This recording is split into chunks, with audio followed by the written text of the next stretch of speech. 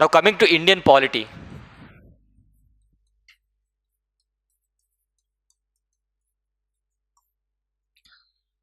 ఇక్కడ కూడా 5 యూనిట్స్ ఉన్నాయి. The most easiest subject which you can easily cover 80% of the syllabus within 1 week. Trust me this. మీరు Lakshmikanth book తీసుకున్న English medium వాళ్ళు కావచ్చు, లక్ష్మీకాంత్ బుక్ తెలుగు మీడియంలో కూడా ఉంది లేటెస్ట్ వర్షన్. లేదు అంటే ప్రభాకర్ రెడ్డి సార్ బుక్ తీసుకున్నా సరే సరిపోతుంది, ఖచ్చితంగా సరిపోతుంది. లేదా ఇంకా మీకు నచ్చినటువంటి బుక్, ఏ రిఫరెన్స్ బుక్ అయినా తీసుకోండి, తెలుగు మీడియం కావచ్చు, ఇంగ్లీష్ మీడియం కావచ్చు, సోర్స్ పుష్కలంగా దొరుకుతుంది. చదవంగానే ఈజీగా అర్థమయ్యే సబ్జెక్ట్ ఏదైనా ఉంది అంటే ఈ పార్ట్ మొత్తం మీద పాలిటీ ఒకటి. కానీ జడ్జిమెంట్స్ని నెగ్లెక్ట్ చేయకుండా, ఇంపార్టెంట్ చట్టాలు ఏవైతే ఉంటాయో వాటిని నెగ్లెక్ట్ చేయకుండా మీరు చదువుకుంటూ వెళ్తే పర్పస్ సర్వ్ అవుతుంది. జడ్జిమెంట్స్ అనగానే రీసెంట్గా ఎగ్జామ్స్లో ఆ జడ్జిమెంట్స్కి సంబంధించినటువంటి ప్రొనౌన్సియేషన్, ఏ ఆర్టికల్, క్లాజ్ గురించి కూడా అడుగుతున్నాడు. So prepare that, you need to read everything. Source వచ్చేసి again polity with respect to Lakshmikanth సరిపోతుంది. జడ్జిమెంట్స్కి సంబంధించి డాక్యుమెంట్స్ దొరుకుతాయి మనకి, అవి రీడౌట్ చేయండి. డాక్యుమెంట్స్ అనగానే సుప్రీంకోర్టు ఇచ్చేటువంటి డాక్యుమెంట్స్ అక్కర్లేదు, బికాజ్ సుప్రీంకోర్టు జడ్జిమెంట్ డాక్యుమెంట్స్ కొన్ని 100 పేజీలు ఉంటుంది, అది అవసరం లేదు. మనకి మార్కెట్లో టాప్ మోస్ట్ జడ్జిమెంట్స్కి సంబంధించి ఒక బుక్ రిలీజ్ చేయడం జరిగింది, అవి ఉన్నాయి. టాప్ 100 జడ్జిమెంట్స్ ఉన్నాయి, కంపల్సరీగా అవి చదవండి. మీకు డైరెక్ట్గా ఒక క్వశ్చన్ మొత్తం జడ్జిమెంట్ గురించి రాకపోయినా సరే 4-5 క్వశ్చన్స్లో 4-5 జడ్జిమెంట్స్ గురించి స్టేట్మెంట్లు ఇచ్చారనుకోండి, 4 క్వశ్చన్లు పోయినట్టే statements. So try to cover the judgements according to the syllabus you are reading in fundamental rights. ఎక్కువగా మీరు గమనించండి, ఫండమెంటల్ రైట్స్కి సంబంధించిన జడ్జిమెంట్స్ ఎక్కువ వస్తాయి. హార్డ్లీ ఒక 50 జడ్జిమెంట్స్ ఉంటాయి ఫండమెంటల్ రైట్స్కి సంబంధించి. అండ్ మీరు రీసెంట్గా అడిగినటువంటి రాఘవన్ జడ్జిమెంట్ కూడా ఆర్టికల్ 18 అబాలిషన్ ఆఫ్ టైటిల్స్కి సంబంధించి చాలా ఇంపార్టెంట్ అది. సో ఫండమెంటల్ రైట్స్కి సంబంధించి ఇన్ అండ్ అరౌండ్ కంపల్సరీగా చదవాలి. అండ్ రీసెంట్గా ఎవాల్వ్ అవుతున్నటువంటి డిఫెక్షన్ లాస్కి సంబంధించి, గవర్నర్ ఇష్యూస్కి సంబంధించి జడ్జిమెంట్స్ అనేవి కంపల్సరీగా చదవాలి. నౌ ఇక్కడ polity plus current affairs.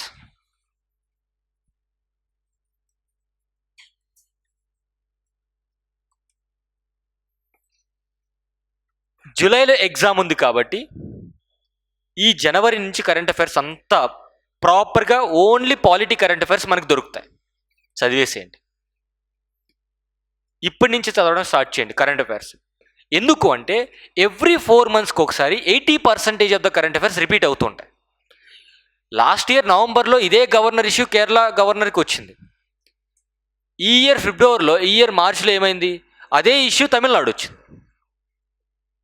Even Kerala కంటే ముందు ఎవరికి వచ్చింది, మన తెలంగాణలో వచ్చింది. అంటే గవర్నర్ ఇష్యూస్ అనేటువంటివి మనకి న్యూస్లో రావడము కొత్త ఏమో, కానీ ఇష్యూస్ ఏమే, స్టేట్స్ డిఫరెంట్గా మారుతున్నాయి. ఇదే ఇష్యూ గతంలో రాజస్థాన్లో వచ్చింది, ఇప్పుడు ప్రజెంట్ పంజాబ్లో కూడా ఉంది. So if you name any state, అక్కడ గవర్నర్కి ఉన్నటువంటి ప్రభుత్వానికి ఉన్న ఇష్యూస్లో సుప్రీంకోర్టు ఇన్వాల్వ్మెంట్ ఎట్లా ఉంది. రీసెంట్గా సుప్రీంకోర్టు ఏం చెప్పింది, ప్రతి స్టేట్ కూడా సుప్రీంకోర్టు వరకు వస్తుంది గవర్నర్ ఇష్యూలో. సెంట్రల్ గవర్నమెంట్ ఏం చేస్తుంది, now you have to read out the commissions reports. Sarkaria commission, Punchhi commission report, Rajamannar commission reports. ఈ కమిషన్ రిపోర్ట్స్ అనేవి హైలైట్స్ కాదు, రిపోర్ట్ చదవండి. So that you can easily address the statements in the question. ఇప్పుడు మీరు ఈజీగా prepare అయ్యారంటే ఎగ్జామ్లో కష్టపడాల్సి వస్తుంది. ఇప్పుడు మీరు కష్టపడ్డారంటే ఎగ్జామ్లో ఈజీ అవుతుంది. ఏది కావాలో మీరు డిసైడ్ చేసుకోండి. Prepare hard now. కష్టమో నష్టమో ఇప్పుడు పడండి, చెమటలు గార్చమని చెప్పట్లేదుగా. స్టడీ హాల్లో ఏసీలో కూర్చొని చదువుకోవాలి, అంతే కదా. కంఫర్ట్ జోన్లో ఉండి కూడా మీరు చదవలేకపోతే then you have to question yourself what you are doing. Now Indian పాలిటీకి 5 యూనిట్స్ కాబట్టి ఈ 5 యూనిట్స్లో you can't avoid fundamental rights, you can't avoid parliamentary, you can't avoid panchayats, and you can't avoid constitutional, non constitutional bodies. Damn ష్యూర్గా 100కి 100% రావాలి ఆ questions పడ్డాయంటే. ఇంకొకటి, కొంతమంది స్లో రీడర్స్ ఉంటారు, వాళ్ళని కూడా అడ్రస్ చేస్తున్నాను. సార్ మేము చివరికి వచ్చేప్పటికి సిలబస్ కవర్ అవ్వలేదు, ఇప్పుడు ఏం చేయాలి? స్లోగా చదువుతూ 3-4 యూనిట్స్ కంప్లీట్ చేశారు, 1 యూనిట్ మిగిలిపోయింది. ఏపీ హిస్టరీలో మిగిలిపోయింది, ఇండియన్ పాలిటీలో మిగిలిపోయింది, లేదా కొంత సిలబస్ మిగిలిపోయింది. మిగిలిపోయిన దాన్ని లాస్ట్ 20 days ఏం చదవద్దు. ఆల్రెడీ చదివిన దాన్ని రిపీట్ చేసుకోండి. అప్పుడు ఏమవుతుంది, కనీసం నువ్వు చదివిందన్నా నీకు గుర్తుంటుంది. అవుట్ ఆఫ్ 10 క్వశ్చన్స్ ఒక 2 క్వశ్చన్స్ నువ్వు చదవనటువంటి ఏరియా నుంచి వస్తే వదిలేయండి. రిమైనింగ్ 8 క్వశ్చన్స్ వచ్చు కదా, వాటిల్లో తెచ్చుకోండి. రాని దాని గురించి ఎగ్జామ్ హాల్లోకి వెళ్ళి బాధపడడం కంటే వచ్చిన దాన్ని ముందు కొంచెం బలోపేతం చేసుకోవడం చాలా ముఖ్యం. అందుకే అంటున్నాను, వచ్చిన సబ్జెక్ట్స్ బాగా చదవండి, మీకు ఫుల్ కమాండ్ ఉండాలి. రాని సబ్జెక్ట్స్ పైన లేదా లీస్ట్ ఇంట్రెస్ట్ సబ్జెక్ట్స్ పైన అబోవ్ యావరేజ్ పర్ఫార్మెన్స్ అనేది ఉండాలి. మీరు గమనించండి, ఏ కాంపిటేటివ్ ఎగ్జామ్స్ తీసుకున్నా 60% ఆఫ్ మార్క్స్ మీకు వచ్చాయి అంటే you will be the winner. Minimum 300 marks అనుకుందాం, 50% అంటే 150, ఇంకొక 10% యాడ్ చేస్తే 180+. Understand, if you get 180 marks plus, లిస్ట్లో ఖచ్చితంగా మీ పేరు ఉంటుంది. ఎందుకు? నెగిటివ్ మార్క్స్ ఉన్నాయి. మనం ఎంత కష్టపడి ఎంత చెప్పినా సరే, ఎంత కష్టపడి మీరు చదివినా సరే 150కి 150 వెళ్ళి అటెంప్ట్ చేయరు కదా. నేను అదే అంటాను, మొన్న క్వశ్చన్ పేపర్ టఫ్ ఉంది, గ్రూప్ 1 టఫ్ ఉంది, కానీ మీ టార్గెట్ 60% ఈజీ కదా. నేను మీరు టార్గెట్ పెట్టుకుని అంటున్నాను. మీరు టార్గెట్ 60% పెట్టుకుంటే వాళ్ళు 50% కట్ ఆఫ్ ఇచ్చినా సరే మనం ఏ హెడ్లో ఉన్నాం కదా, మనం ఒక 10 అడుగులు ముందున్నాం కదా. నువ్వు 60% మార్క్స్ రావాలంటే 85 to 95% సిలబస్ కవర్ చేయాలి. డిప్రిషియేషన్ అనేది ఎప్పుడూ ఉంటుంది. I hope you know about depreciation in Indian economy. మనం ఎంత ప్రొడక్టివ్గా చదివినా కొంత వెళ్ళిపోతుంది. So that is what depreciation. So 5కు 5 యూనిట్లు అనేటువంటి మీరు చదివినా సరే కొన్ని టాపిక్స్ మీకు గుర్తుండకపోవచ్చు, ఆ మూమెంట్లో గుర్తు రాకపోవచ్చు, కానీ కంపల్సరీగా 80% ఆఫ్ సబ్జెక్ట్ పైన కమాండ్ ఉంటే తప్ప మీకు 60% of marks Rao. Again Indian polity, combination of current affairs, test series. Test series అనేవి ఒకటి అంతకంటే ఎక్కువ సోర్సెస్ మాత్రమే రాయండి. ఓపెన్లో ఐఎమ్ సేయింగ్ దిస్ నౌ. సాధ్యమైనంత వరకు all state public service commissions నిర్వహించేటువంటి క్వశ్చన్ పేపర్స్ ఉంటాయి, అవి ఒకసారి చూడండి. వాళ్ళ ట్రెండ్ ఎట్లా ఉంది రీసెంట్ ఆఫ్ ద టైమ్స్లో. ఏపీపీఎస్సీ కమిషన్ రీసెంట్గా ఇచ్చినటువంటి క్వశ్చన్ పేపర్స్ చూస్తున్నారు అంటే ఒక టాపిక్ నుంచి ఎంత డీటెయిల్డ్గా ఎగ్జామినర్ వెళ్తున్నాడో అంత డీటెయిల్డ్గా మీరు చదవాలి. ఎగ్జామినర్ వెనకాలే మనం వెళ్ళాలి. ఆయన ఒకవైపు వెళ్తుంటే మనం ఇంకోవైపు వెళ్ళకూడదు. సో ఎగ్జామినర్ ఎలా ఆలోచిస్తున్నాడో ఆ ఆలోచనలు అనేవి ప్రీవియస్ ఇయర్ క్వశ్చన్స్, ఆ ఆలోచనలకు తగ్గట్టుగానే వెళ్ళాలి. సో ఇది ఇండియన్ పాలిటిక్స్ సంబంధించి 5 యూనిట్లు కవర్ చేయడానికి ఇప్పుడే మీకు సమయం ఉంది. ఎన్ని రోజులు టైం ఉందండి? Let's say 100 days. ఈ 100 daysలో యావరేజ్గా 8 hours చదువుతున్నారు. మీ ప్రిపరేషన్ టైం ఎన్ని రోజులు ఉందంటే 80 days, 90 days, 100 days అని చెప్పొద్దు. 800 hours నువ్వు చదవాలి. ఈ హవర్స్ మీరు గుర్తుపెట్టుకుంటే, డేస్ గుర్తుపెట్టుకుంటే ఏమవుతుందంటే ఈరోజు చదవకపోయిన రేపు చదువుతానులే అనుకుంటాం. ఈరోజు వేస్ట్ అయింది అనుకోండి, దాన్ని మనం పరిగణించకుండా రేపు ఉంది కదా అనుకుంటాం. కానీ నెంబర్ ఆఫ్ అవర్స్ మీరు ఎంత వేస్ట్ చేస్తున్నారో నెంబర్ ఆఫ్ అవర్స్లో మీరు లెక్క పెట్టుకుంటే తప్ప మీకు గుర్తుండదు. అవుట్ ఆఫ్ 24 hours 1/3 కదా నేను చెప్పింది. ఒక డేలో 1/3 అంటే 8 hours. 8 hours కూడా చదవకపోతే మీ జాబ్లు ఎట్లా వస్తాయి? కొంతమంది sir 4 hours qualitative, yes I agree. Qualitative study అనేది నువ్వు ఆల్రెడీ 2-3 సార్లు చదివి ఉంటావు కాబట్టి అప్పుడు నీకు ప్రొడక్టివిటీ వస్తుంది.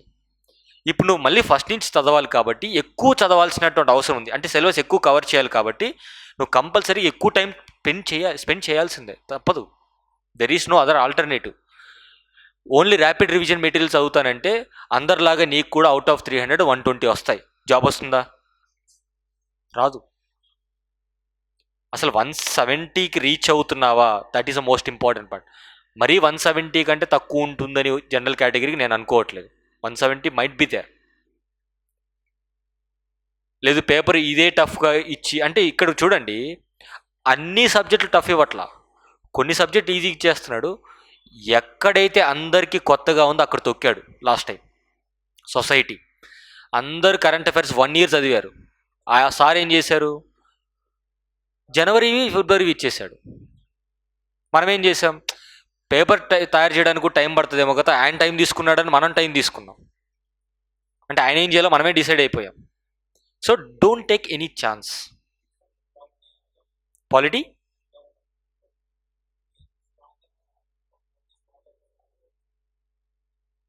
That's what I'm saying. Strong అంటే ఏంటి దాని అర్థం? స్ట్రాంగ్ అంటే నా ఉద్దేశంలో క్వశ్చన్ ఎలా ఇచ్చినా సరే 70% మార్క్స్ రావాలి. గ్రూప్ 1 అనేది అదొక ట్రెండ్ మార్క్ సెట్, ఒక మార్క్ సెట్ చేసింది, దాని గురించి వదిలేయండి.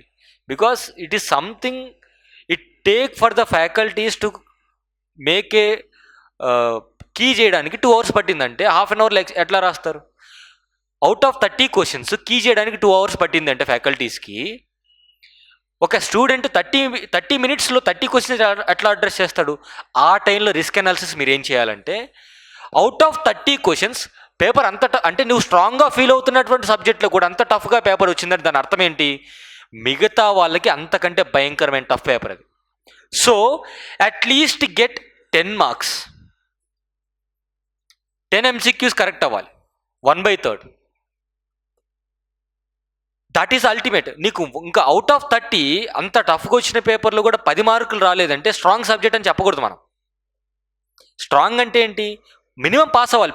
పేపర్ టఫ్నెస్ ఎంత టఫ్ వచ్చినా సరే 1/3 అనేది 35% మార్క్స్ అనేవి రావాల్సిందే. అది స్ట్రాంగ్ అంటే. దట్ ఈస్ వల్నరబుల్ సిచ్యువేషన్లో సరే నువ్వు బ్రతకాలి, అది స్ట్రాంగ్. అట్లా కాదు, పాలిటీ అంతా చదివేసా, పేపర్ బుక్ ఓపెన్ చేసి బ్లూ పెన్ తీసుకొని అలా లైన్లు కొట్టుకుంటూ వెళ్ళిపోతే ప్రిపరేషన్ అవ్వదు.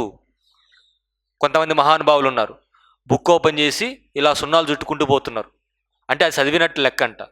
అంటే నేను చదివినట్టు నాకు తెలియాలి కదా సార్ అంటే కరెక్టే, కానీ ఎప్పుడు ఇంకా పేపర్ మొత్తం ఇవే లైన్లు ఉంటాయి. I don't understand why it happens. So strong subject అంటే ఎలా అయినా ఈదగలగాలి. ఈత వచ్చినావు అంటే నాకు బాగా ఈత వచ్చంటే అర్థం ఏంటి? నేను బావిలో ఈత కొడతాను సార్ అంట. సముద్రంలో అయినా సరే వేరేవాడిని కాపాడక్కర్లా, నీ ప్రాణాలు నువ్వు కాపాడుకోవాలి. That is what the strong or strength of a subject. నా పేపర్ మీరు అన్నట్టు భయంకరంగా టఫ్ వచ్చింది గ్రూప్ 1లో, దట్టు పాలిటీ మార్లెస్ తొక్కాడు అనమాట. అంటే ఎంతవరకు ఎంతమంది అయితే పాలిటీ బుక్స్ చదివేసి నాకు అంతా పాలిటీ వచ్చిందని ఫీలింగ్ ఇచ్చారో వాళ్ళందరినీ లిటరల్లీ సూసైడ్ చేసుకునేలా చేశాడు. సబ్జెక్ట్ సూసైడ్ అంటాం. అంటే నాకేం రాదు, మనమే ఓవర్ యాక్షన్ చేసాం వచ్చని. So examiner asking you, go and read the standard book, go and read the standard book. And మీకు ఇంకో విషయం చెప్తాను, పాలిటీలో ఇచ్చిన క్వశ్చన్స్ లక్ష్మీకాంత్ లాస్ట్ స్టేట్మెంట్స్ ఉన్నాయి తెలుసా? C, definition of depth and definition of strength is depends on person to person. For example మొన్న మీరు అడిగారు, సార్ రాఘవన్ కేసు అనేది ఇంపార్టెంట్ కాదు కదా, ఎందుకు అడిగారని. ఫండమెంటల్ రైట్స్కి రిలేటెడ్గా ఏ జడ్జిమెంట్ అయినా సరే ఇంపార్టెంటే. అది ఆర్టికల్ 13కి కావచ్చు, ఆర్టికల్ 12కి కావచ్చు, ఆర్టికల్ 33కి కావచ్చు. కాకపోతే మనమేంటంటే కొన్ని సెట్ ఆఫ్ క్లాసెస్లో మనకు కొన్ని చెప్తారు general, because of time frame ఉండడం వల్ల. కొన్ని famous judgement, Kesavananda Bharati, S R Bommai case కానివ్వండి, మినరల్ మిల్స్ కేసు కావచ్చు, మన మేనకా గాంధీ కేసు కావచ్చు, ఇవి చెప్తారు. ఆర్టికల్ 18 దగ్గర స్పెసిఫిక్గా అన్నీ మెన్షన్ చేయరు, ఇట్స్ మై అండర్స్టాండింగ్. ఇప్పుడు ఏం చేశాడు ఎగ్జామినరు, అందరు ఏదైతే చదువుతున్నారో అది ఇవ్వకుండా కొంతమంది చదివి చాలామంది వదిలేసే ఏరియాస్ దగ్గర క్వశ్చన్లు ఇచ్చాడు. కాన్స్టిట్యూషనల్ బాడీస్ మనం అందరం చదువుతాం, కానీ కాన్స్టిట్యూషనల్ బాడీస్లో ఉన్నటువంటి ఫీచర్స్ ఉంటాయి, వాటి యొక్క క్యారెక్టరిస్టిక్స్ ఉంటాయి.